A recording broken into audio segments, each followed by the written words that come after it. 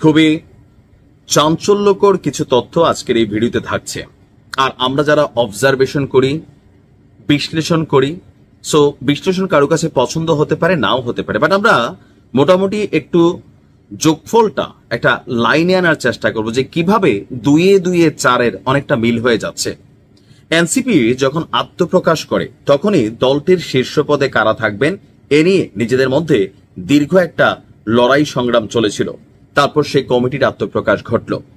আর এখন আজকে হাসনাত আব্দুল্লাহর এক বক্তব্যে, নাসিরউদ্দিন পাটোয়ারির বক্তব্যে, সার্জিসের বক্তব্যে একটা জিনিস তো স্পষ্ট প্রতীয়মান যে এনসিপির অভ্যন্তরে ভাঙন ধরে গেছে, দলটার মধ্যে ফাটল ধরে গেছে। কারণ এনসিপি আপনার যাদেরকে দিয়ে আমরা চিনি, নাহিদের পরে বা আসিফের পরে হাসনাত আব্দুল্লাহ, সার্জিস, নাসিরউদ্দিন পাটোয়ারি, তাসনিম, যারা এই যে মুখগুলা, আপনি যদি এরকম 2-4-10টা মুখ বাদ দেন তাহলে এনসিপি নামক দলটাই থাকে না। তো সেই যে হাই প্রোফাইল ক্যারেক্টারের লিডাররা এনসিপির, তারা যখন কক্সবাজারে ভ্রমণ করছেন তাদেরকে 24 ঘন্টার মধ্যে সশরীরে হাজির হয়ে কারণ দর্শানোর জন্য নোটিশ দেওয়া হয়েছিল আপনার কি বলা হয়েছে এনসিপির নাহিদ ইসলামের পক্ষ থেকে, পাশাপাশি আক্তার হোসেনের পক্ষ থেকে, যে কেন জুলাই আন্দোলনের এত গুরুত্বপূর্ণ দিবসে, যেখানে হাসনাতরা বলছিল যদি সরকার নির্বাচনের আগে ঘোষণা না দেয়, এই 5 আগস্টের আগে ঘোষণা না দেয়, নিজেরাই ঘোষণা দিয়ে ফেলবে। তো সেই হাসনাত সার্জিসরা কেন আপনার এই আন্দোলনের সময় মাঠে এই দিবসটাতে মাঠে উপস্থিত ছিল না? এখন দেখেন পাল্টা কি কি বক্তব্য আসছে। নাসিরউদ্দিন পাটোয়ারির বক্তব্যটা একটা মস্করা ফিল হয়েছে আমার কাছে। কেন ফিল হয়েছে? সাগর পারে বৈশা দেশ, জাতি, ভবিষ্যৎ, রাজনীতি নিয়ে একটু চিন্তা করতে চাইছে। 5 আগস্ট দুপুর 11টা 11:30 দিকে তারা কক্সবাজার গেল। এখন এই দিন তাদের দেশ, জাতি, রাজনীতি নিয়ে চিন্তা করতে হবে। আবার হাসনাতের একটা বক্তব্য আছে, এটা নাকি নীরব প্রতিবাদ। তো নীরব প্রতিবাদটা আসলে কি নিয়ে, কার সাথে? সরকারের সাথে নাকি খোদ দলের সাথে? আবার হাসনাত বলছেন যে দলের উচিত ছিল আমাদের পাশে দাঁড়ানো। কি নিয়ে পাশে দাঁড়ানো?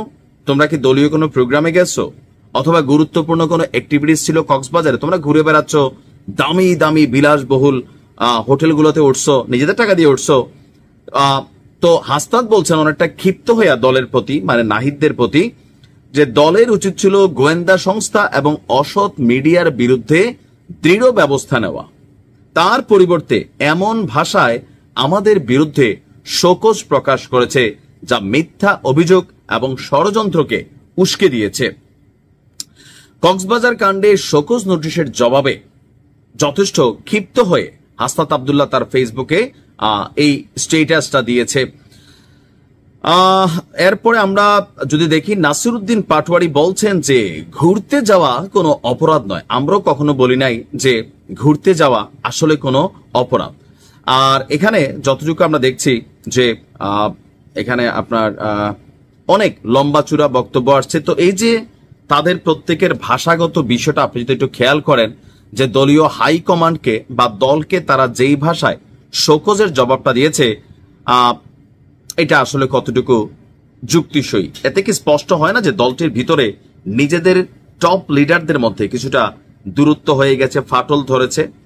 সাগর পারে বসে দেশ, দল, রাজনীতির ভবিষ্যৎ নিয়ে চিন্তা করতে চেয়েছি, এটা কোনোভাবেই একটা পজিটিভ অ্যান্সার হইতে পারে না আমার কাছে। না, আপনার এই শোকজের জবাবগুলো আসার পর থেকেই সোশ্যাল মিডিয়াতে কিন্তু এই বিষয়গুলো ভাইরাল হয়ে ঘুরছে। দলটির শীর্ষ নেতৃত্বের মধ্যে যে ফাটল আছে সেটা কিন্তু স্পষ্ট প্রমাণিত হয়ে গেছে।